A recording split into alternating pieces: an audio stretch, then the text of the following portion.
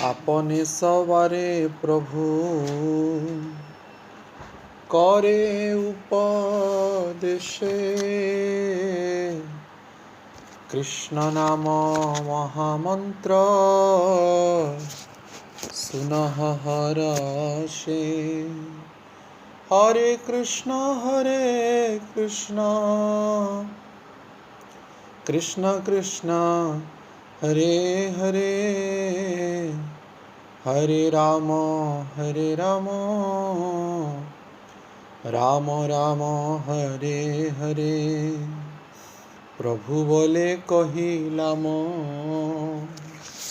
এই মহামন্ত্র ইহা জপ গিয়া সবে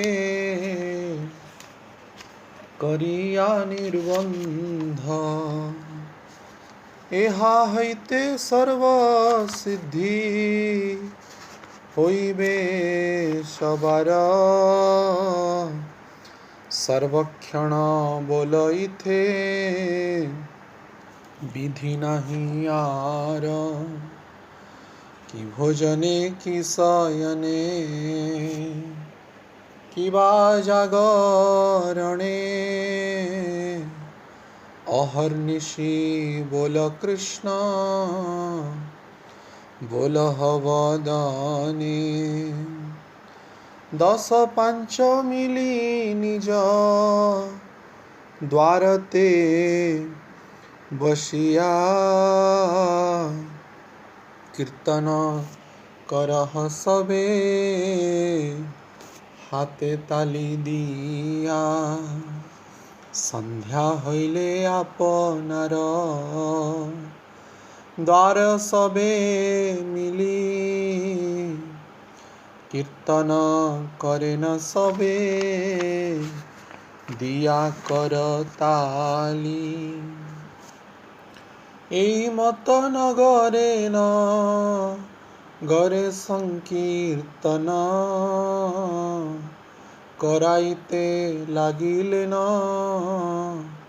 সচিরনন্দন সর্বদা শ্রীমুখে হরে কৃষ্ণ হরে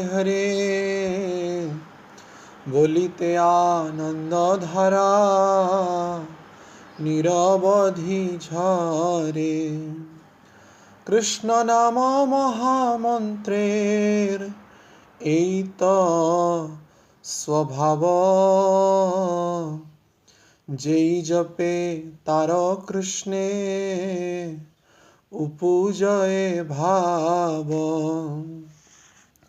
গৌর যে শিখাল নাম সেই নাম গাও অন্য সব নাম মহাত্ম সেই নামে পাও হরে কৃষ্ণ কৃষ্ণ কৃষ্ণ হরে হরে হরে রাম রাম রাম হরে হরে হরে কৃষ্ণ কৃষ্ণ কৃষ্ণ হরে হরে হরে রাম রাম রাম হরে হরে জয় রাধা গোবিন্দ রাধে শিল রূপ গোস্বামীর প্রাণধন হে জয় রাধা গোবিন্দ রাধে জয়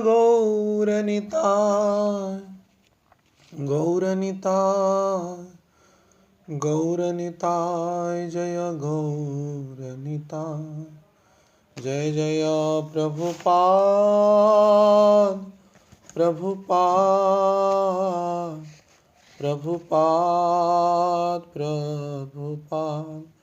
जय जय गुरुदेव गुरुदेव गुरुदेव गुरुदेव। निताई गौर हरि बोल हरि बोल हरि बोल हरि बोल। श्री श्री राधा गोविंद देव की, श्रील रूप गोस्वामी प्रभुपाद की, श्रील प्रभुपाद महाराज की, श्रील गुरु महाराज की, समवेत भक्त वृंद की। निताय गौर प्रेमानंदे हरि हरि बोल। ॐ अज्ञानतिमिरान्धस्य ज्ञानाञ्जनशलाकया चक्षुर्मिलितं येन तस्मै श्रीगुरवे नमः। नमो विष्णुपादाय कृष्णपृष्ठाय भूतले श्रीमते भक्तिवेदान्त स्वामीति नामिने। नमस्ते सारस्वती देवे गौरवाणी प्रचारिणे निर्विशेषशून्यवादी पाश्चात्यदेशतारिणे। जय श्री कृष्ण चैतन्य प्रभु नित्यानंद श्री अद्वैत गदाधर शिवासादि गौरभक्तवृंद। हरे कृष्ण कृष्ण कृष्ण हरे हरे, हरे राम राम राम हरे हरे। मूकं करोति वाचालं पंगुं लंघयते गिरि, यत्कृपातमहं वन्दे श्रीगुरुदीनतारिणे परमानन्दमाधवम्। ॐ नमो भगवते चैतन्यचन्द्राय, ॐ नमो भगवते चैतन्यचन्द्राय, ॐ नमो भगवते चैतन्यचन्द्राय। हरे कृष्ण। समस्त भक्तों के चरण कमलों में मैं मथुराधीश दास वृंदावन धाम से दंडवत प्रणाम निवेदन कर रहा हूँ। विशेष करके मैं अपने आराध्य तम शिक्षा गुरु श्रीमद् गौर गोविंद स्वामी महाराज तथा दीक्षा गुरु श्रीमद् राधा गोविंद दास स्वामी महाराज तथा हम सभी के आदरणीय शिक्षा गुरु श्रील प्रभुपाद जी के चरणों में अनंत करोड़ दंडवत प्रणाम निवेदन करते हुए इस अभिधेय तत्व के बारे में कुछ बोलने का साहस कर पा रहा हूँ। निश्चित रूप से वे हमको यंत्रवत यंत्री होकर के हमको यंत्रवत चलाएंगे, ऐसी उनके चरणों में बार बार अनुरोध है। तो हम चैतन्य चरितामृत को आधार करते हुए आदि लीला प्रथम परिच्छेद के 16 नंबर श्लोक जो अभिधेय तत्व के बारे में वर्णना है, इसके बारे में हम चर्चा कर रहे थे। श्लोक इस प्रकार का है। दिव्याद् बृन्दारण्यकल्पद्रुमाधः श्रीमद् रत्नगार सिंहासनस्थौ श्रीमद् राधा श्रील गोविंद दिव्यो पृष्ठालीभिः सेव्यमान स्मरामि। तो क्योंकि यह शब्द श्लोक का पहला जो शब्द है दिव्यात आया है, दिव्य, ये जड़ जागतिक नहीं है। तो हमको जो पंचभौतिक शरीर मिला है, स्थूल शरीर तथा सूक्ष्म शरीर मन बुद्धि अहंकार, या डिटेल में देखा जाए तो 24 तत्व से निर्मित यह शरीर है। यह जड़ जागतिक क्रिया जन्म जन्म से करता आ रहा है और इसके कारण कर्म फल भी भोगता जा रहा है। सुकृति दुष्कृति प्रारब्ध अपराध बीज कूट आदि अनेक के द्वारा यह संचित क्रियमाण कर्मों के द्वारा हम ग्रसित हो रहे हैं। और कभी भी हम दिव्य वस्तु को ना देखे हैं, ना स्पर्श किए हैं या अनुभव किए। केवल किए हैं कब? एक ही समय रहता है जो दिव्य वस्तु को अनुभव किया जा सकता है, वो है माता के गर्भ की अवस्था। जैसे कि श्रीमद् भागवतम में देवहूति कपिल संवाद में वर्णना है। भगवान कपिल भगवान कहते हैं जब संतान 7वें महीने में रहता है माता के गर्भ में, तब वो दिव्य वस्तु अर्थात भगवान का अनुभूति को प्राप्त करता है, चेतना जागृत हो जाता है, जन्म जन्म का पाप पुण्य का उसको विचार हो जाता है। लेकिन जब वो भूमिस्थ होता है तुरंत ही माया का कारण वो समस्त चीज़ जो गर्भ में स्तुति किया, जीव का गर्भ स्तुति है भगवान में, भगवान के चरणों में, वो प्रतिश्रुति लेता है कि मैं जन्म होने के बाद आपका भजन में लगूंगा, लेकिन माया का प्रभाव में अपने गुणकर्मों के हिसाब से पारिपार्श्विक अवस्था से वो पुनः माया जनित कार्य, जड़ जागतिक कार्य करता है। तो इसलिए हमारा जो जीवन है बिल्कुल भी पुण्य का लेस नहीं रहता। जैसे भक्तिविनोद ठाकुर कहते हैं, हमार जीवन सदा पापे रहता, हमार जीवन सदा पापे रहता, नहीं क पुण्येर लेशा, परेर उद्वेगे दिया छे जे कत, परेर उद्वेगे दिया छे जे कत, दिया छे जीवेर क्लेश, हमार जीवन सदा पापे रहता। एक साधारण जड़ जागतिक मनुष्य जो है उसका जीवन, ऐसे देखा जाए कलियुगी मनुष्य का जीवन पुण्यमय भी नहीं है, पापमय है। हमेशा पाप में ही रत रहता है, ना ही का पुण्य रलेश। और हमको क्या होता है, दूसरों को पीड़ा देने में आनंद लगता है, और दूसरों को कष्ट देने में हमको आनंद लगता है। जैसे कि पंचम भागवत में जड़ भरत उसको झिल्ली कहते हैं। झिल्ली यानी कि एक कीड़ा होता है जो दिखता नहीं है, रात को देखेंगे लेकिन kit kit kit kit kit kit kit kit kit ऐसे आवाज़ करता रहता है। वो आप देखेंगे कहीं दिखेगा नहीं वो, लेकिन आवाज़। वैसे ही कुछ लोग ऐसे हैं तथाकथित मनुष्य, उसको प्रभुपाद जी बोलते हैं बैक बाइटिंग। बैक बाइटिंग यानी पीछे से आपकी निंदा अपमान करते रहेंगे, क्रिटिसाइज करते रहेंगे। और आप पूछेंगे, पता है प्रभु जी मैंने ना अमुक भक्तों से सुना कि ऐसा है, वो भक्त ऐसा है। वो दूसरे व्यक्ति को बोलेगा, प्रभु जी पता है अमुक भक्त ना ऐसे हैं, आपको पता है? हाँ मुझे पता नहीं था, मैं तो महान आत्मा सोच रहा था उनको, ऐसे हैं क्या? अच्छा क्या तुमने बताया। तो ऐसे से वो फैला पीछे से बैक बाइटिंग। और जो मूल जो पुरुष, जैसे कि ब्रह्म संहिता में कहा गया है, दीपार्चिरेव दशांतम अभ्युपेत्य, हाँ दीपायत विवृत समान धर्म, यानी जो मुख्य दिया होता है कई हजार दिया को जलाता है, लेकिन जब उस हजारों दिया के बीच में जो मुख्य दिया है जिसके द्वारा सब प्रज्वलित हुए, कोई पहचान नहीं पाता है मुख्य दिया कौन है। तो वैसे ही निंदा चर्चा और बैक बाइटिंग, या उसको झिल्ली के समझ लो, उस कीड़ा जैसे उसका आवाज़ तो होता है लेकिन कौन है, कहाँ से आया, कैसे बोला, किस प्रकार का बोला, कोई समझ में नहीं आता। तो इस प्रकार का प्रवृत्ति साधारण जीव में है, पीछे से निंदा करना, चर्चा करना। हाँ, तो बहुत ही लोगों का ये गलत आदत है। तो इस प्रकार का प्रवृत्ति में हमारा जीवन है, परिपूर्ण रूप से जड़ता से सने हुआ है। और इसमें ही कर्दमाक्त, जैसे कर्दमाक्त स्थान पे कोई व्यक्ति फंस जाए, कितना भी कोशिश करे और भी दलदल में फंसता जाता है। दलदल ऐसा होता है। तो वैसे ही यह जड़ जागतिक जो शरीर है हमको इस प्रकार के पाप कर्मों में जन्म जन्मों में भटकता ले रहा है, और इसलिए अनादि जीवन का कर्म फल है। अनादि, एक नहीं, दो नहीं, तीन नहीं, करोड़ों जन्म का कर्म फल है। अनादि कर्म फले पड़ी भवार नव जले, तरिबारे न पाइलु पाय। अनादि कर्म फल, अनादि जीवन का कर्म फल है। पड़ी भवार्णव जले, इसलिए इस भवार्णव में, भव रूपक अर्णव में, सागर में हम पड़े हैं। तो इसलिए यह जो जगत है बहिरंगा शक्ति का परिप्रकाश है। तो इस जड़ जगत में भी प्रायतः जितने भी वस्तु है, आहार जनित वस्तु, निद्रा जनित वस्तु, भय जनित वस्तु या मैथुन जनित वस्तु है।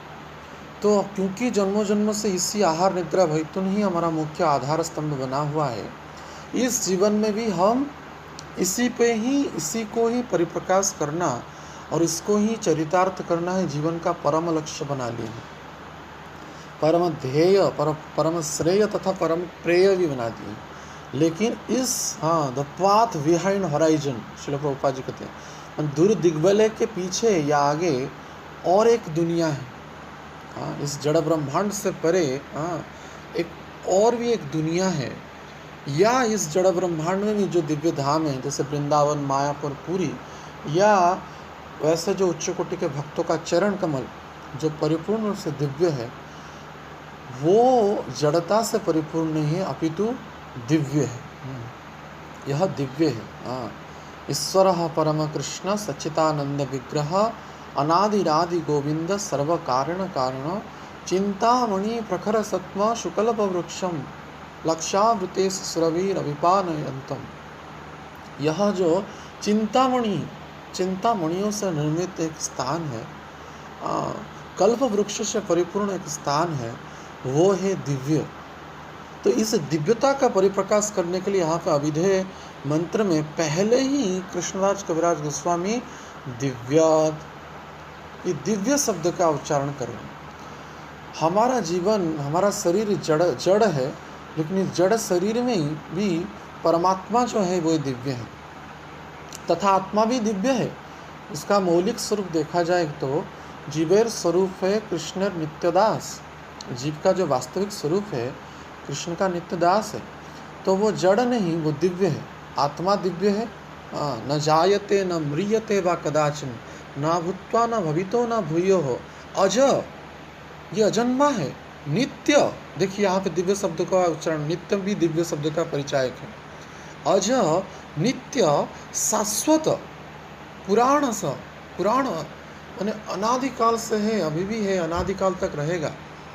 अज नित्य पुराण पुरुष न हन्यते न हन्यमान शरीरे, ना इसको कोई नष्ट कर सकता है, ना यह न अन्य किसी के द्वारा नष्ट हो सकता है, ना ये नष्ट को प्राप्त करेगा।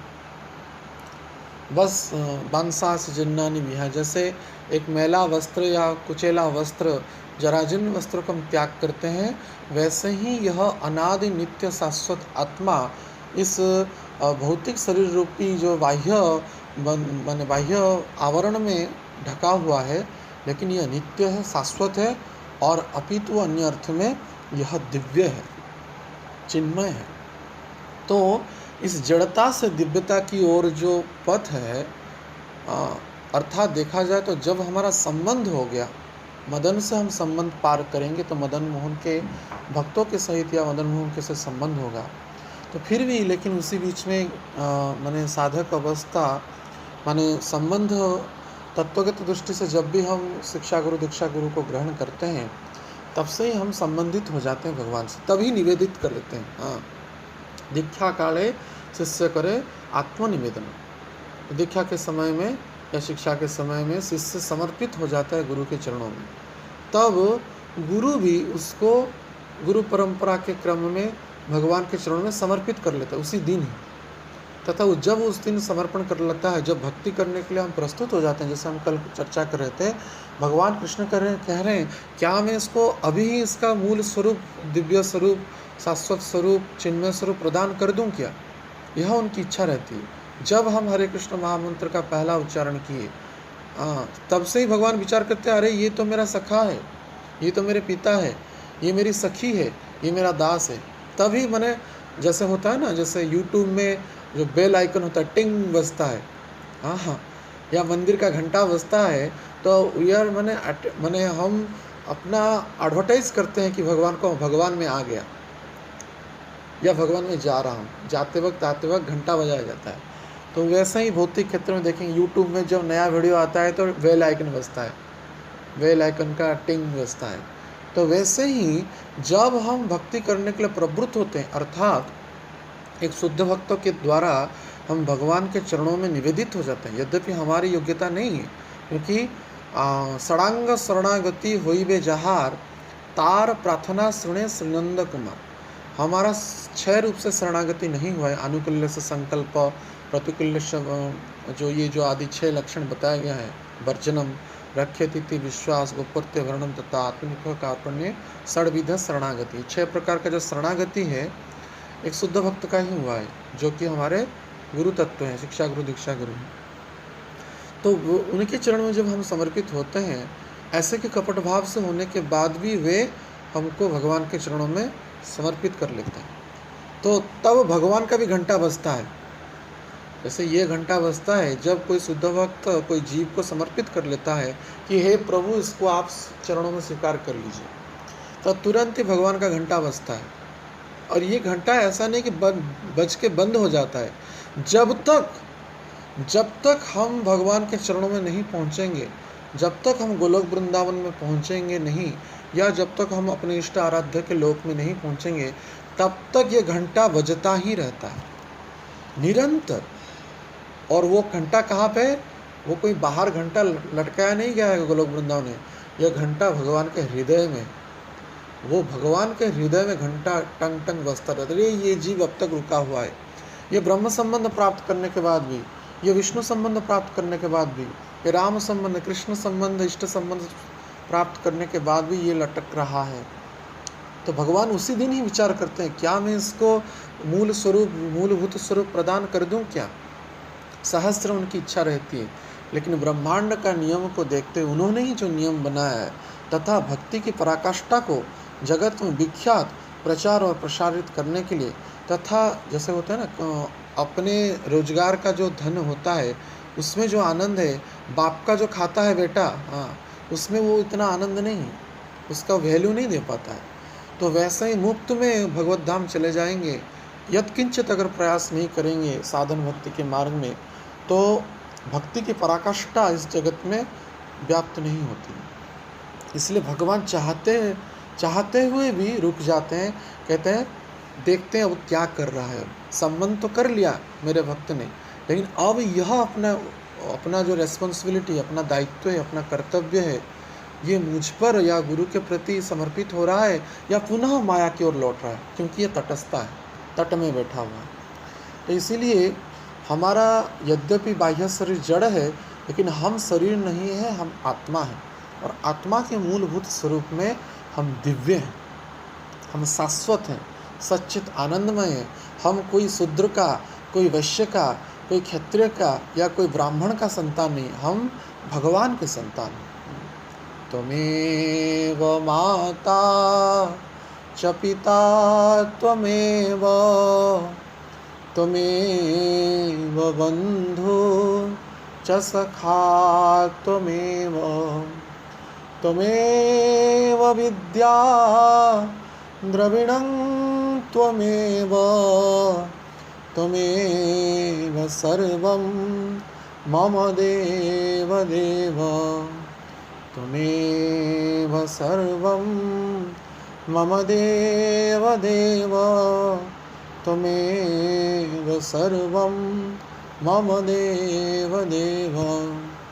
तो हम भगवान ही हमारे पिता, त्वमेव माता, आप ही मेरे माता हैं, आप ही मेरे पिता हैं, आप ही मेरे बंधु हैं, आप ही मेरे सखा हैं, आप ही मेरे परिजन हैं, आप सब कुछ हैं।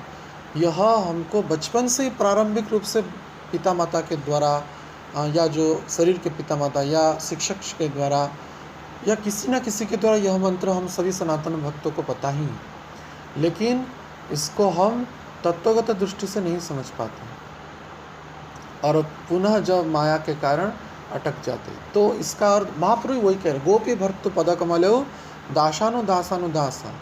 ना हम ब्रह्मचारी है, ना हम गृहस्थ हैं, ना हम वानप्रस्थी हैं, ना हम सन्यासी हैं, ना हम ब्राह्मण हैं, ना वैश्य है, ना क्षत्रिय है, ना शूद्र है। हमारा स्वरूप जो है दिव्य स्वरूप है, हमारा स्वरूप सत्यमय है, चित्तमय है, आनंदमय है, और परिपूर्ण रूप से दिव्यता को आधार पर ही इसका निर्माण किया गया है। तो क्योंकि हम भगवान के पुत्र हैं, ममे अंश, भगवान के अंश है, और अहम बीजपद पिता, भगवान खुद कह रहे हैं मैं ही उनके सबके पिता हूँ। तो इसलिए यह दिव्यता की ओर पथ जो है, वास्तविक हमको गर्भ में ही हम उस दिव्य वस्तु को देखे थे, अनुभव किए थे, तथा इस दिव्यता को आधार करते हुए इस जीवन में हम उसको आधार स्तंभ बनाएंगे, अर्थात भगवान का भजन करेंगे। यह प्रतिश्रुति हमने दिए थे, लेकिन माया के कारण, दुस्संग के कारण, कुसंगति के कारण, संस्कार के अभाव में, पूर्व जीवन के दुष्प्रारब्ध के कारण, अन्य कई कारण हैं। इसी कारण से हम दिव्यता का बोध प्राप्त करने के बाद भी गर्भ में, चाहे वो कोई अमेरिका में भी क्यों ना जन्म हुआ है, वो गर्भ में भगवान को दर्शन किया है।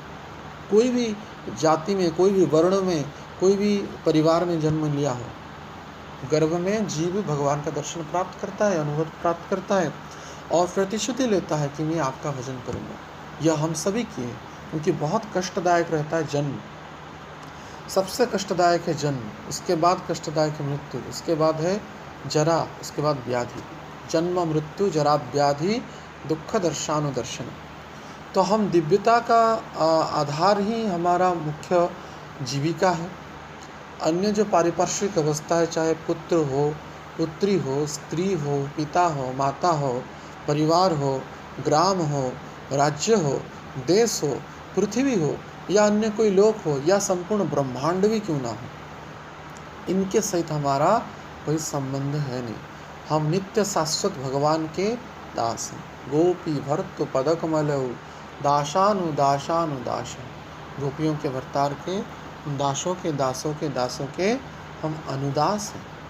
तो इसीलिए यह दिव्यता का परिप्रकाश संबंधित होने के बाद कम से कम हम साधक भक्तों को बड़ी गंभीरता से विचार करना चाहिए और इसी मार्ग में हमको जड़ता से दिव्यता की ओर ले जाना ही अविधेय तत्व है। तो जड़ता में हम क्या देख रहे हैं? जड़ता में हम इस शरीर को देख रहे हैं, हाथ को देख रहे हैं, पैर को देख रहे हैं, नाक को देख रहे हैं, ओठ को देख रहे हैं, केस को देख रहे हैं या संबंधित व्यक्ति जो है, दारा पुत्र, और लेकिन एक साधारण व्यक्ति का जो जीवन है इसी में ही वो चला जाता है। के मने और जीवो जश किशो पावो कन्या दारा पुत्र आदि के मने संपादीवो। कन्या दारा पुत्र, इसको कैसे मैं संपादन करूँगा, इसमें ही उसका बहुमूल्य जो दुर्लभ मनुष्य जीवन है वो व्यर्थ चला जाता है। यद्यपि इसी संबंध का आधार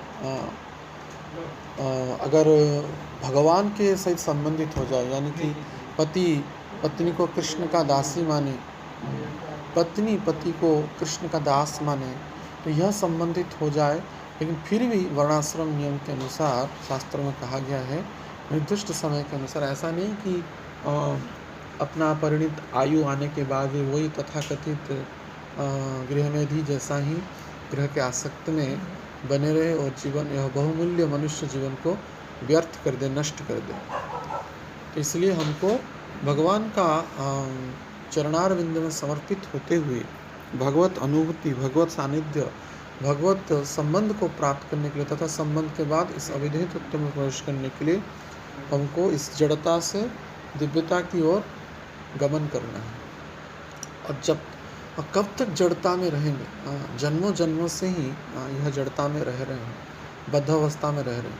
लेकिन आचार्यों की कृपा से, भगवत कृपा से, भगवत सानिध्यता प्राप्त किए हुए महंतों की कृपा से, जिन महंतों का इस धरती पर कुछ कार्य है नहीं, लेकिन हम सभी बद्ध जीवों को उद्धार करने के लिए वे बार बार इस धरती पृष्ठ पर प्रकट होते हैं और हम सभी को उद्धार करने का मार्ग उन्मोचन करते हैं अपने दिव्य वचनों के द्वारा, अपने दिव्य चरित्रों के द्वारा, उनके रचित शास्त्रों के द्वारा, उनके शिक्षाओं के द्वारा। और उनका हर एक कार्य शिक्षणीय होता है, आचरणीय होता है और हम सभी के लिए परम उपादेय होता है। तो इसलिए वे आचार्यगण, जैसे यहाँ पे कृष्णदास कविराज गोस्वामी कह रहे हैं कि हमको जड़ता से दिव्यता की ओर जाना है। तो इसलिए पहला शब्द यहाँ पे लिख रहे हैं दिव्या। तो दिव्य कौन है? परिपूर्ण रूप से तत्वगत दृष्टि से देखा जाए, एक उत्तम अधिकारी के लिए सभी वस्तु ही दिव्य है, क्योंकि अंडास्तरस्थ परमाणु चयांतरस्थ, अणु परमाणु में सभी में भगवान का वास है, सभी में भगवान का प्रवेश है। इसलिए सभी में भगवत सानिध्यता का वो अनुभूति प्राप्त करते हैं।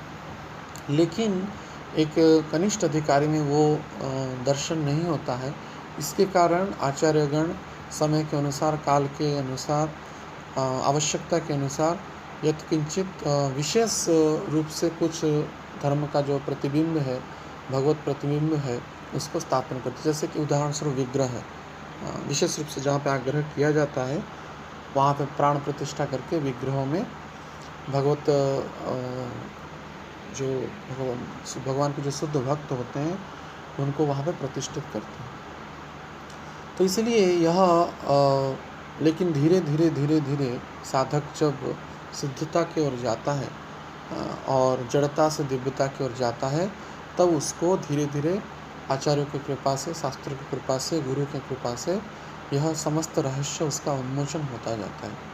तब उसको वृंदावन में जैसे हम आते हैं तो साधारण दृष्टि से लोही बाजार या चैतन्य विहार जो भी है, जो यत्किंचित जो व्यवहारिक रूप से दृश्य वो न देखते हुए उसको वो दिव्य वृंदारण्य का दर्शन होता है, जिसको यहाँ पे कह रहे दिव्यात वृंदारण्य।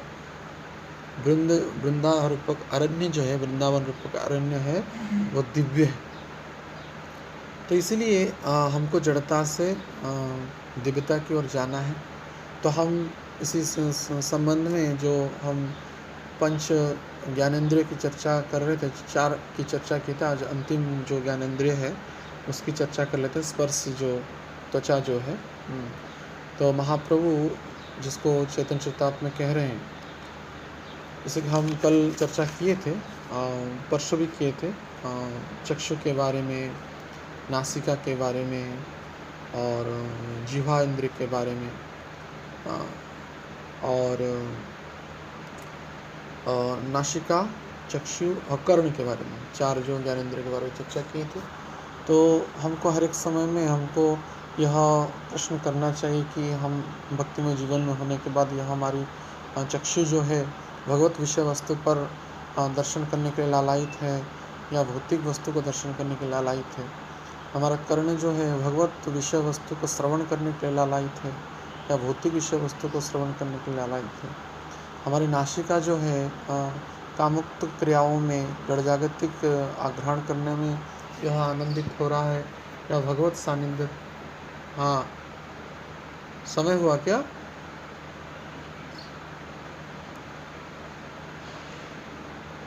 आवाज़ नहीं आ रहा है क्या? यहाँ पे बारिश हुआ था तो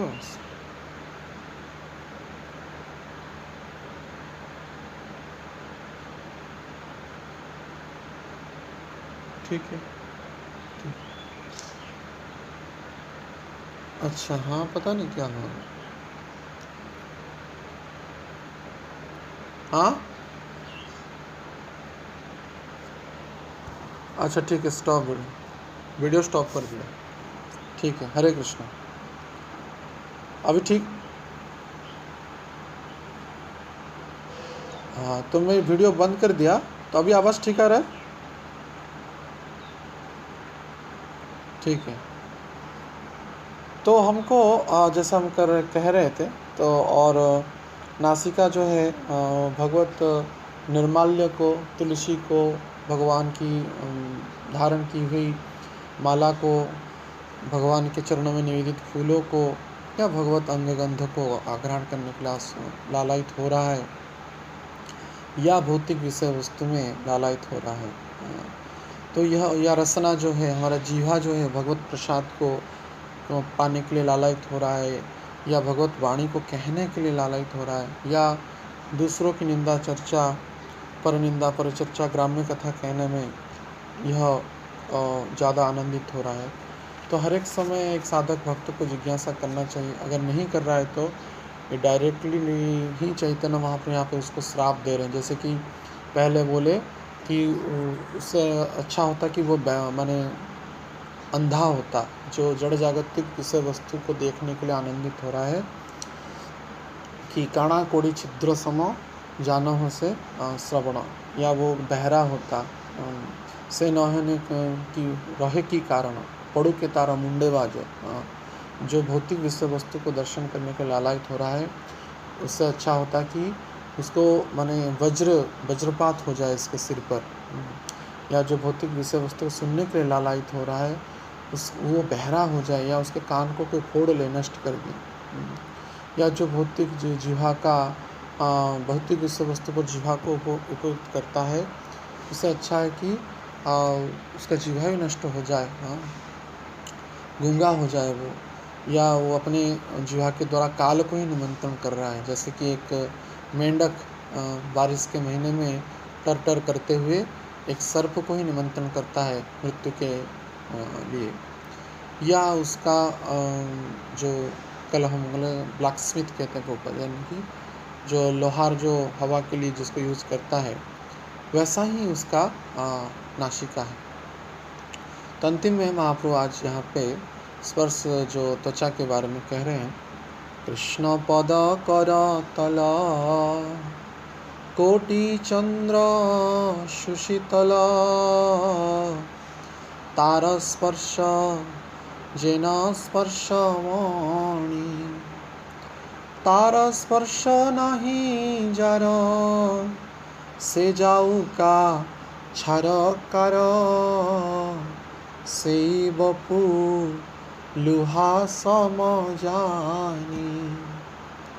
स्पर्श के बारे में, त्वचा के बारे में कह रहे हैं।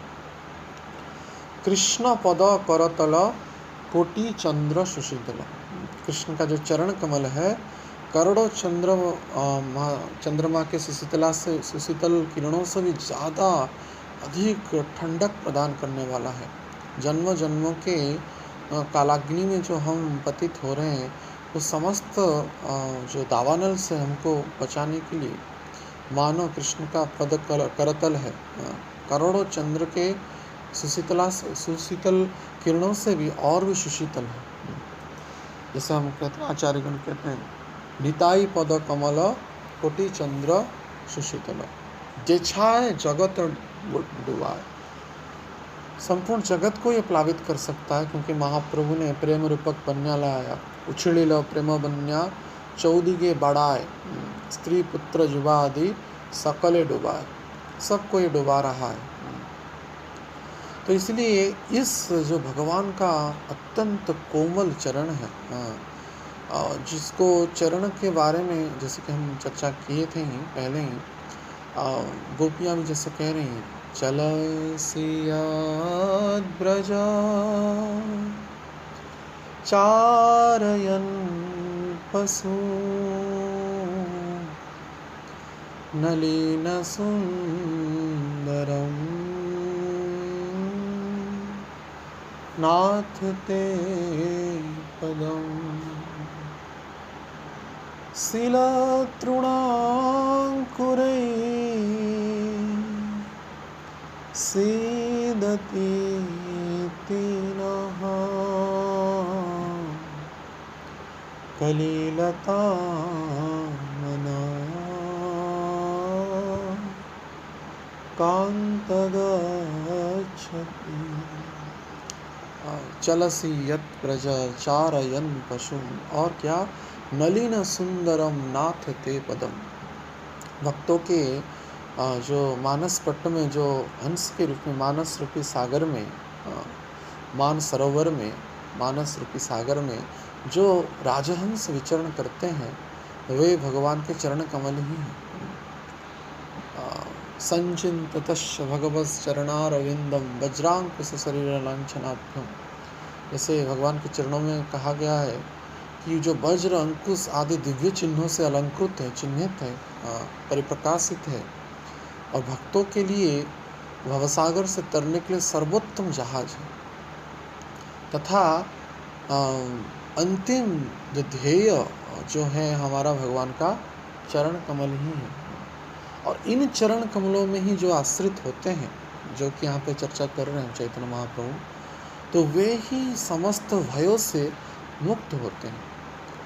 चाहे हम कितना भी प्रयास कर ले संसार के भय से मुक्त होने के लिए, कोई कितना भी सामर्थ्यवान हो जाए, कोई कितना भी शक्तिवान हो जाए, लेकिन जब तक भगवान का चरण कमल का आश्रय नहीं लेगा, तब तक वो भय से, विपत्ति से बच नहीं सकता, तब तक उसको ठंडा नहीं मिलेगी, तब तक उसको शीतलता प्राप्त नहीं होगी। इसलिए कृष्ण का जो चरण कमल है, ना सिर्फ एक चंद्र के समतुल्य शीतलता को प्रदान करता है, अपितु करोड़ों चंद्रमा से भी ज़्यादा सुशीतल किरण को यह प्रदान करता है।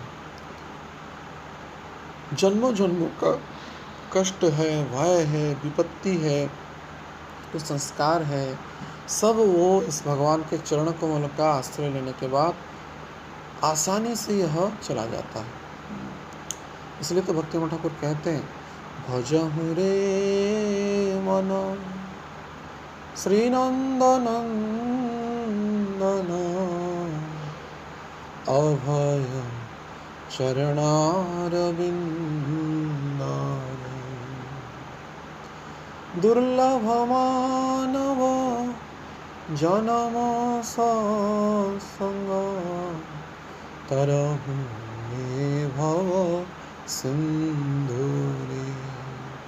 तो इस भव सिंधु से तरने के लिए भगवान का चरण कमल ही एकमात्र आश्रय है। तो इस अगर करोड़ों चंद्रमा से भी ज़्यादा सुशीतल किरण को प्रदान करने वाला उस चरण कमल का अगर हम आश्रय नहीं ले रहे हैं, तारा स्पर्श जेन स्पर्शमणि, वो स्पर्शमणि के समतुल्य है। ये तो हमको समझाने के लिए यह उदाहरण दिया जाए, चाहे चंद्रमा का हो या स्पर्शमणि का हो, यह हमको समझने के लिए, जैसे कि भगवान का सौंदर्य ऐसा नहीं कि कमल के जैसा ही है, लेकिन क्योंकि संसार में कमल के समतुल्य कोई सुंदर वस्तु है नहीं, इसीलिए भगवान का चक्षु कमल को या नाभि कमल को, या जो कुंती महारानी कह रहे हैं नमो पंकज नाभाय आदि आदि पंकज पंकज से कह रहे हैं, संबोधित कर रहे हैं, क्योंकि इस संसार में हम लोग को समझाने के लिए अन्य कोई उदाहरण है नहीं, इससे ज़्यादा सुंदर वस्तु हम देखें नहीं। लेकिन वास्तव में देखा जाए, आचार्यगण कहते हैं भगवान का सौंदर्य का करोड़ों करोड़ों कण से एक कण चंद्रमा या पंकज है या जो भी सुंदर वस्तु है जो तुलना किया गया भगवान के अंगों से, वो उसका कण के समतुल्य भी है नहीं, लेकिन हमको समझाने के लिए यह उदाहरण को प्रस्तुत किया जा रहा है। तो अगर उस सुशीतल अंग को, उस चरण को, उस दिव्य कांति को अगर हम स्पर्श नहीं प्राप्त करते हैं, अभी भी हम माया के पीछे भाग रहे हैं।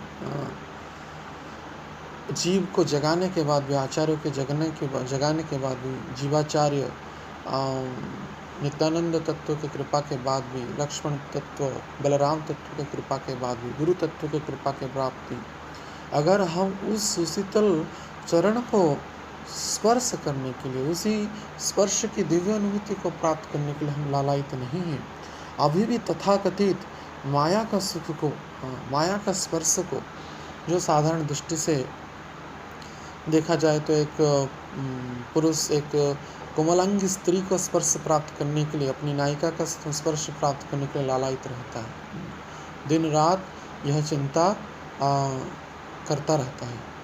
तो इस प्रकार का जो उसकी भावनाएं हैं, अगर इस प्रकार का भावना है तब यह जीवन बेकार है।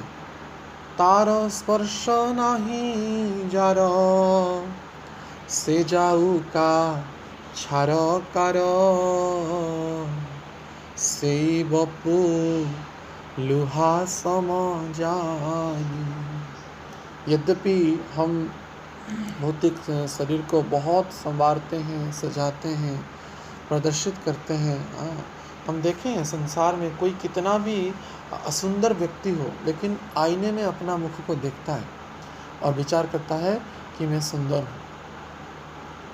कितना भी असुंदर, काला हो, उसका शरीर का वर्ण ठीक ना हो, शरीर की जो बाह्य स्वरूप ठीक ना हो, तब भी वो विचार करता है कि वो किसी ना किसी को आकर्षित करता है। और भगवान की ऐसी माया है, वास्तविक कितना भी असुंदर व्यक्ति कोई ना हो, लेकिन उसको भी कोई आकर्षित होते हैं, यह भी देखा जाता है।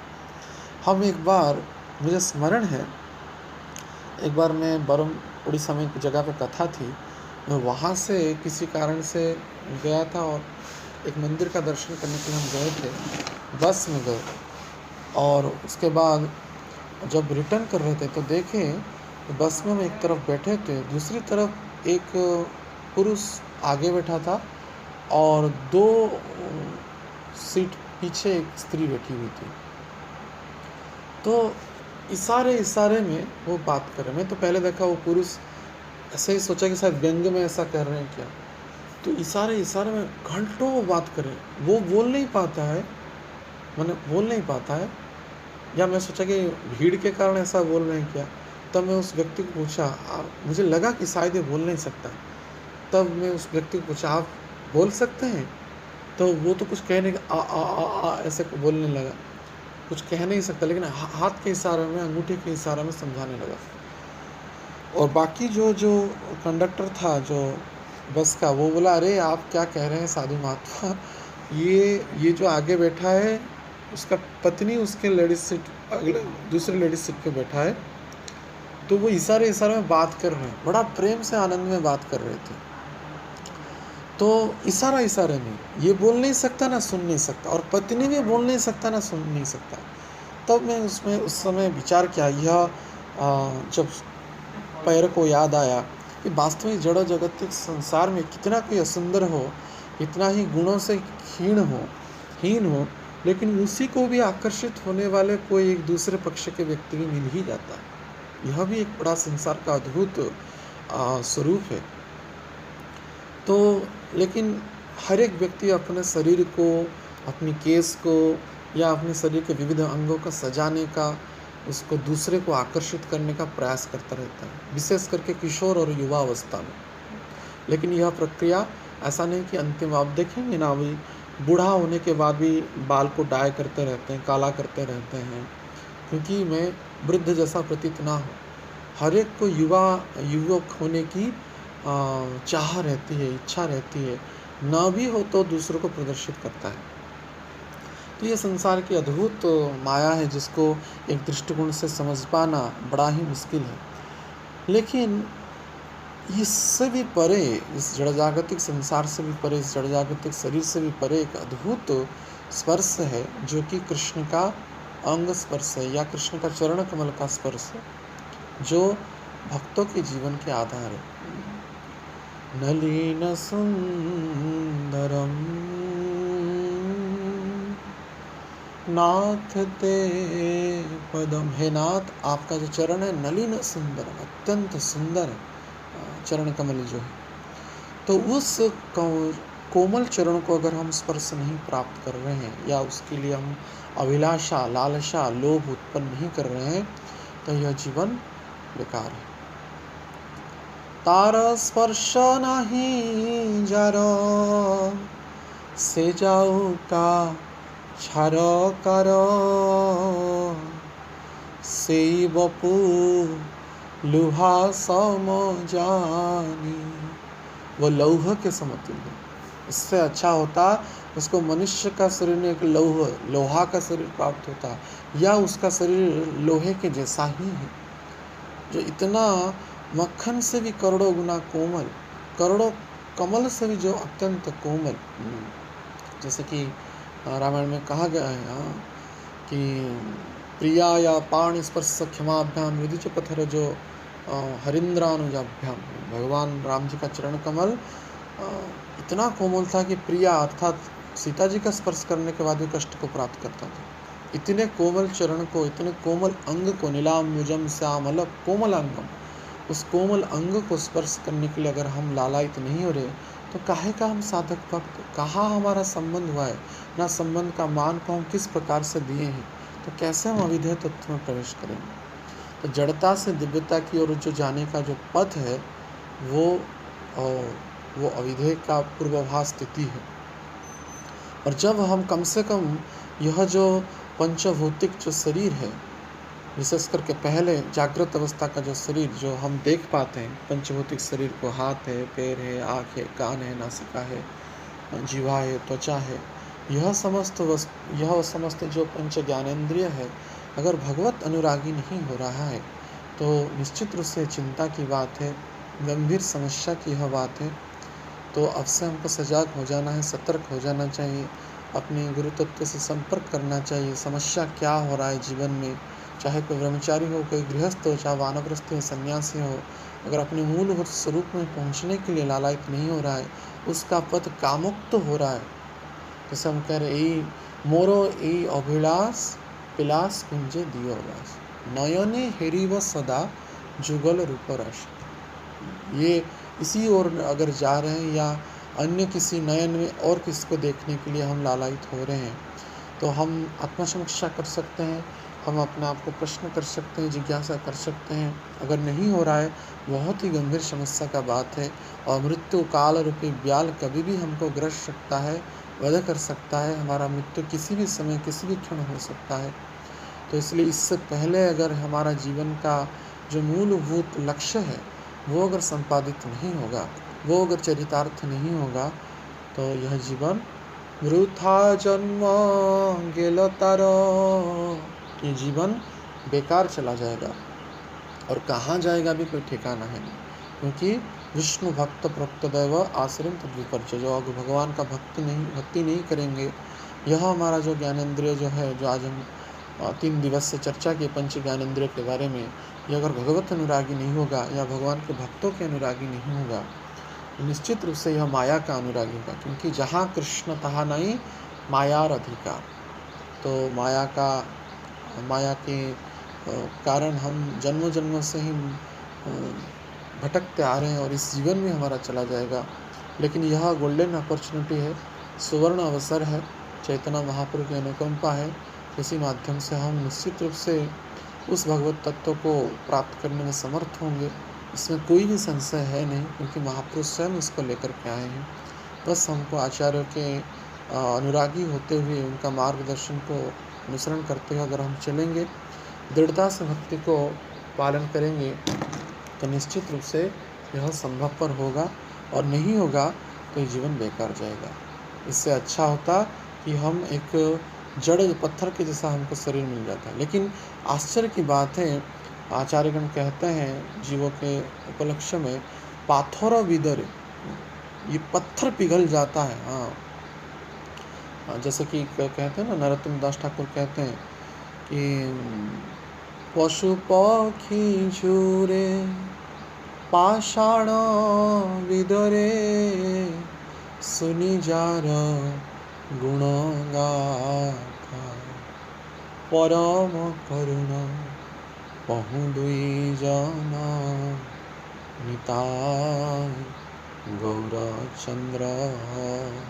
पशु पक्षी झूरे पाषाण विदरे, पत्थर भी पिघल जाता है, लेकिन ये हृदय रूपी पत्थर जो संस्कारों के कारण, जन्म जन्मों के दुष्कृत के कारण तथा हमारी प्रवृत्ति के कारण जो पिघल नहीं रहा है, ये हृदय पिघल नहीं रहा है, इसलिए तो आँख से आंसू नहीं आ रहा है।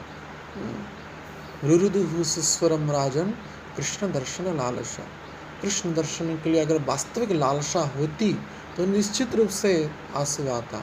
अब भी हम माया का दर्शन करने के लिए लालायित हो रहे हैं, इसीलिए यह हृदय पत्थर बन के बना हुआ है। इसलिए महाप्रभु कह रहे हैं, से ही बपू लुहा सममानी।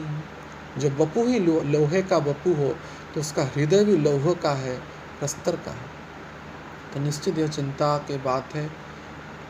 प्रकारांतर में जैसे महाप्रभु यहाँ पे श्राप ही दे रहे हैं, अगर हम वो नहीं कर रहे तो यह हमारा परिणाम है, या यह हमारा परिणाम है। अर्थात अगर हम कृष्ण के चरण कमलों के अनुरागी नहीं होंगे, करोड़ों चंद्रमा से भी जो सुशीतल है, उसको स्पर्श करने के लिए त्वचा, उसको स्पर्श करने के लिए पागल नहीं होगा, लालायित नहीं होगा, शायद अगले जन्म में तो नारक की योनि में भटकेंगे या लोहे के जैसा शरीर प्राप्त होगा।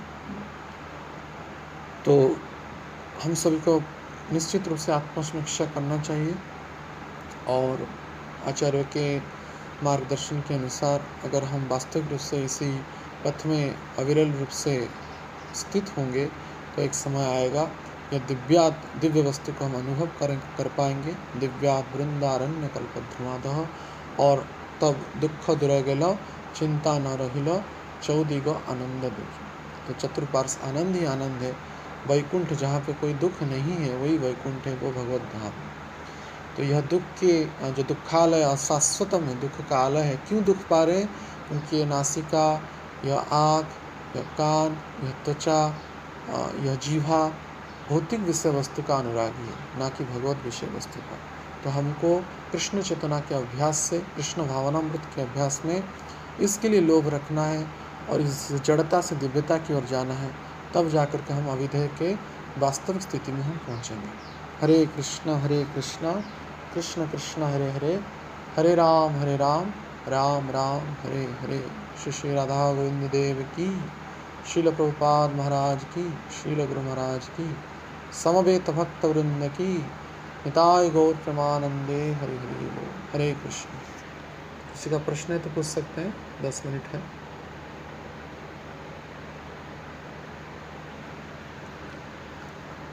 हरे कृष्णा। सुन पा रहे हैं? हरि बोल। हरे कृष्ण गुरु जी। हाँ, अभी वीडियो ऑन कर सकते हैं। मैं ये जानना चाहता हूँ। अभी वीडियो ऑन कर सकते हैं। अच्छा ठीक। गुरु जी मैं ये पूछना चाह रहा था, हाँ। जैसे कि आपने बताया कथा के कि हर जीव जो है हाँ। में पहले भगवान का दर्शन करता है, गर्भ में, तो गर्भ में दर्शन करता है। हाँ, गर्भ में।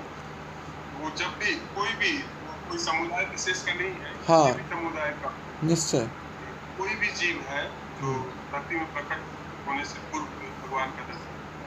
तो जैसे अब परीक्षित महाराज गर्भ में दर्शन किए भगवान का, भगवान गर्भ में परीक्षित महाराज की रक्षा की। वही परीक्षित महाराज जब गर्भ से बाहर तो भगवान को ढूंढते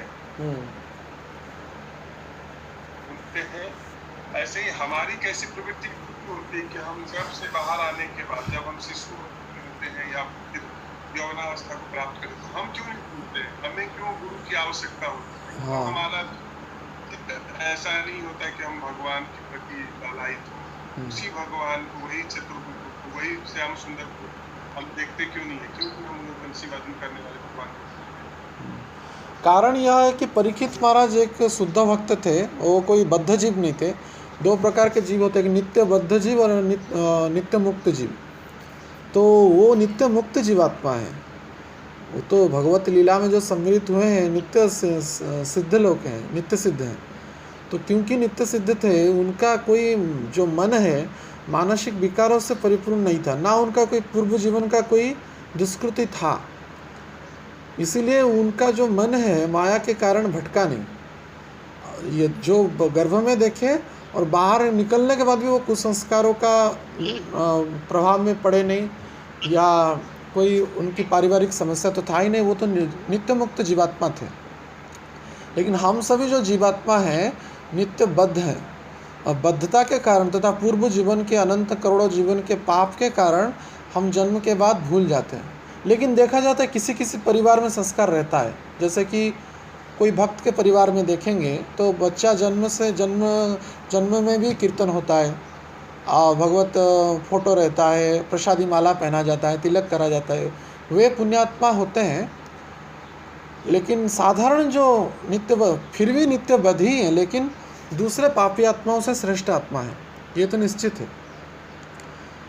तो यह ही फर्क है। परीक्षित महाराज और हम में यह फर्क है।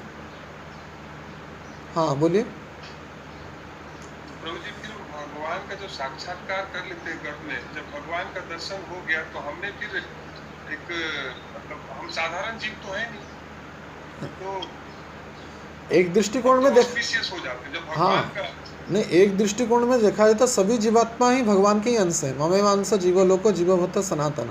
भगवान खुद ही कह दे कि सनातन आत्मा के स्वरूप में सनातन है ही, अपने मूलभूत स्वरूप में सनातन है। लेकिन जब शरीरात्मक जो पूर्व जीवन का क्रिया, वो जो बकाया जो कर्म है, उसका जो चेतना, उसका शरीर का जो परिप्रकाश तथा इस जीवन का संस्कार सब इकट्ठा होकर के भगवान को भुला लेता है। ये कारण है, निश्चित रूप से असाधारण है। हाँ, ये भी तो भगवान की माया की वजह से ही है।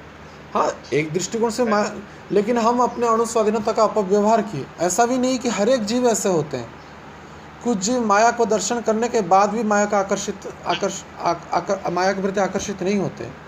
इसका अर्थ वे अणुस्वाधीनता का सद्व्यवहार किए। इसका उदाहरण आचार्यगण दिए, जैसे कि एक विद्यार्थी पढ़ने के लिए पिता माता भेजते हैं, लेकिन हाँ, जो विद्यार्थी क्लास में फास्ट होता है वो गलत कार्य में इन्वॉल्व नहीं होता है। उसका अटेंशन पढ़ाई में रहता है, इसलिए उसका रिजल्ट अच्छा रहता है।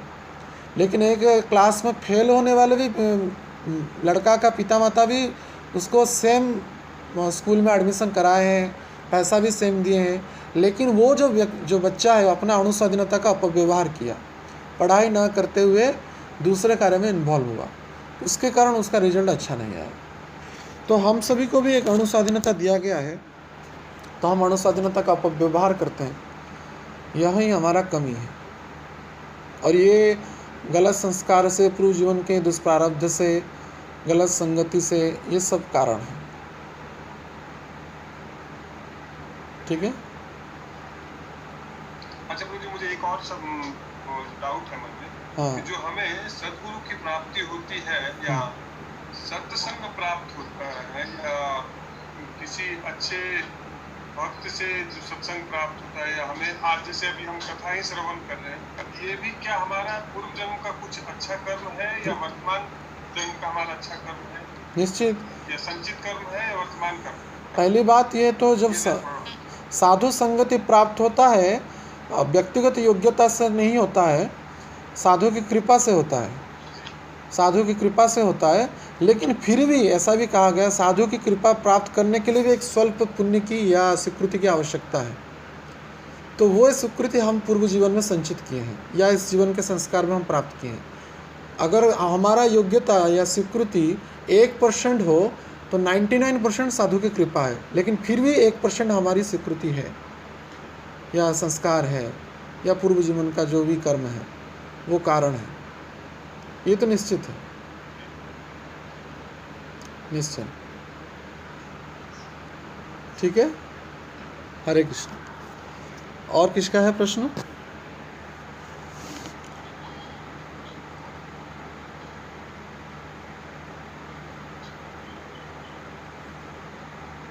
हरे कृष्णा। तो किसी का अगर प्रश्न है तो बोलिए, नहीं तो हम विराम करेंगे यहाँ पे।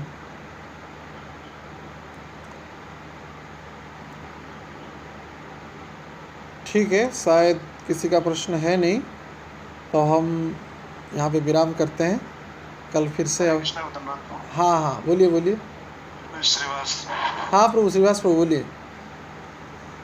मुझे आज मातृ दिवस पे कुछ चाहता हूँ कि उस पर टिप्पणी करें आप।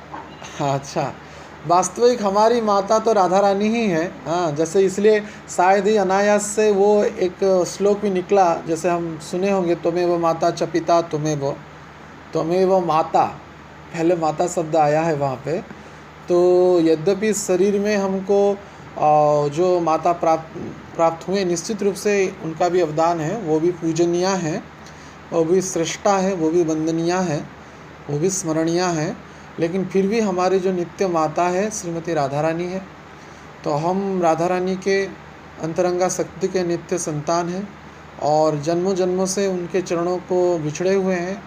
हम उनको मिलने के लिए जितना लालायित है नहीं, वे हमको मिलने के लिए, माने वो हमको अपना सानिध्य प्रदान करने के लिए लालायित हैं। तो हमारे प्रवृत्ति के कारण, हमारे गलत आचरण के कारण, हमारे अन्य अन्य दोषों के कारण हम जो क्रिया कर रहे हैं, इससे तो हम दुख प्राप्त कर ही रहे हैं और इसके द्वारा हम उनको भी अनायास दुख ही दे रहे हैं।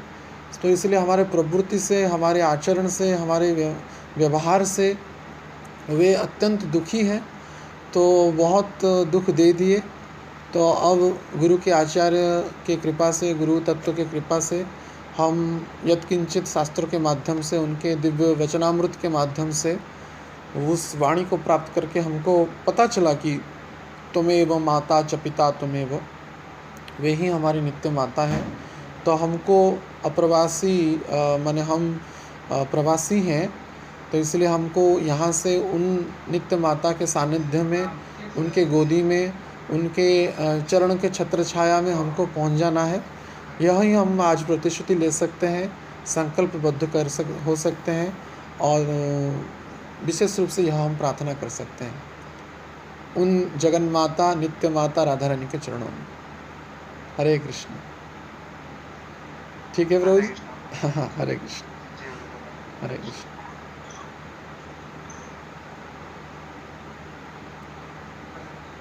ठीक है, आज हम यहाँ विराम करते हैं। ठीक है, हरे कृष्णा। अच्छा, आपका प्रश्न है, बोलिए। हाँ, मैं डिस्कनेक्ट तो जी जैसा आपने बताया हाँ जीव चाहे वो यहाँ का हो, भारतवर्ष का हो, चाहे दुनिया का हो, तो भगवान का दर्शन ही गर्भ में कर लेता है पहले। मेरी आवाज़ आ रही है प्रभु जी आपको? हाँ, आ रही आ रही। तो प्रभु जी मतलब ये कि प्रश्न है कि जैसे भगवान का उसको दर्शन का कृपा तो मिल ही जाता है पहले ही हाँ गर्भ में, हाँ जिस माध्यम से दर्शन जैसे आप बोल रहे हैं, चाहे जैसे जैसे मानसिक दर्शन हो, कुछ भी दर्शन हो, वो मिल जाता है पहले से ही। तो गर्भ से आने के बाद क्या जीव को उस दर्शन का जो कृपा रहता है वो क्या उसका फल फिर कम हो जाता है क्या, जिससे वो दूसरे कार्यों में लिप्त हो जाता है? जैसे दर्शन का कृपा तो हो गई भगवान का, हाँ निश्चय। तो क्या आने के बाद चाहे किसी भी देश का वो मनुष्य हो, वो हर चीज भूल जाता है भगवान की जो कृपा? नहीं, वास्तविक जीव, क्योंकि जैसे हम चर्चा किए, जो जीव है जो नित्य बद्ध है। देखिए बद्धता होने के बाद भी क्योंकि भगवान की संतान है तत्व दृष्टि से, इसलिए भगवान ने कृपा करके उसको दर्शन प्राप्त कराया, और जीव ने भी प्रतिश्रुति लिया कि मैं प्रकट होने के बाद आपका भजन करूंगा।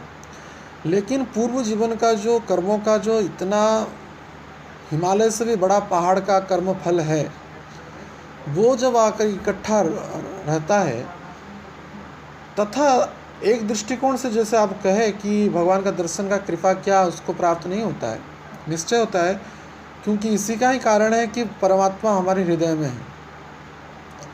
वो तो छोड़ के गए नहीं ना।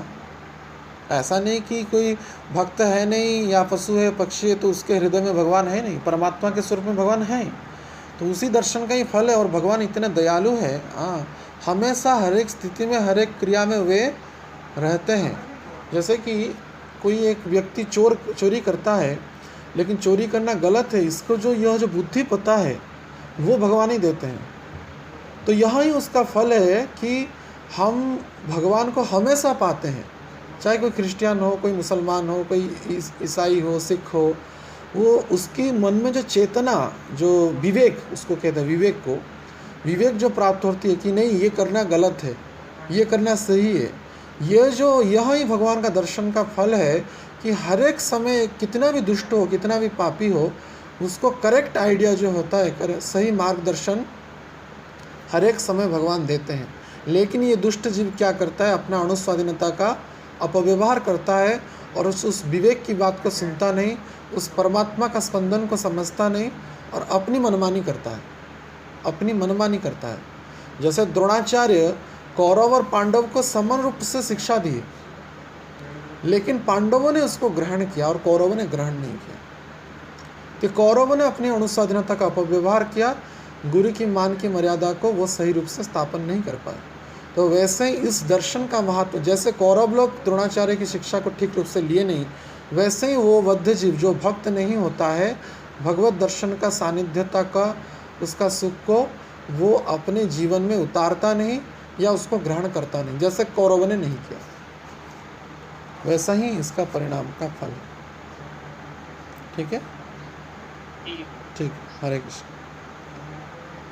ठीक है, आज विराम करते हैं, और शायद कोई तो प्रश्न है नहीं। ठीक है,